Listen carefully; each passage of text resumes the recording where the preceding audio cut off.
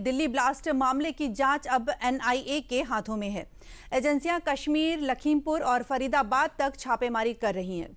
बता दें कि कार में बैठे संदिग्ध डॉक्टर उमर नबी के आतंकी कनेक्शन की जांच भी जारी है। कई लोगों से पूछताछ भी की जा रही है। इस पर एक रिपोर्ट देखिए। दिल्ली में लाल किले के पास हुए ब्लास्ट के बाद अब सुरक्षा एजेंसियां इस वारदात से जुड़े एक पहलू को खंगालने में जुटी हैं। फरीदाबाद में खरीदी गई जिस सफेद i20 कार में ब्लास्ट हुआ, उसके तार कश्मीर, लखीमपुर और गुजरात तक जुड़ रहे हैं। फिलहाल जांच एजेंसियां देश भर में इस वारदात को लेकर लगातार संदिग्धों से पूछताछ कर रही हैं। ब्लास्ट में इस्तेमाल हुई सफेद i20 कार का सीसीटीवी फुटेज भी मंगलवार को सामने आया है, जिसमें मेट्रो स्टेशन की पार्किंग से निकल रही कार में काला मास्क पहने एक शख्स बैठा दिखाई दे रहा है। तस्वीरों में दिख रही ये वही कार है जिसमें 10 नवंबर की शाम को धमाका हुआ था और 10 नवंबर की सुबह ही इस कार को बदरपुर टोल बूथ से दिल्ली में दाखिल होते हुए देखा गया था। इस दौरान ओखला इंडस्ट्रियल एरिया के पास एक पेट्रोल पंप के पास ये कार सीसीटीवी में रिकॉर्ड हुई थी। सीसीटीवी फुटेज में कार का नंबर प्लेट साफ दिख रहा है। आइए अब कार में मास्क लगाए बैठे इस शख्स की पहचान से जुड़ा जो दावा किया जा रहा है वो भी जान लेते हैं।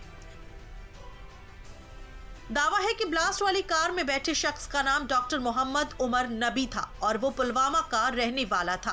दावा है कि सोमवार को फरीदाबाद में जो 2900 किलो विस्फोटक पकड़ा गया था, इस डॉक्टर उमर का उससे कनेक्शन था। दावा है कि डॉक्टर उमर फरीदाबाद की अल फलाह यूनिवर्सिटी में फैकल्टी था।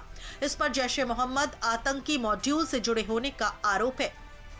सिर्फ तार पुलवामा से नहीं जुड़े हुए हैं, ये तार बॉर्डर के पार भी जाते हैं, आईएसआई के साथ लिंक्ड हैं। और किस तरह से डॉक्टरों को इस्तेमाल किया गया, और ये ओवरनाइट किसी 1-2-4 दिन की बात नहीं है, ये महीनों की, सालों की मेहनत है।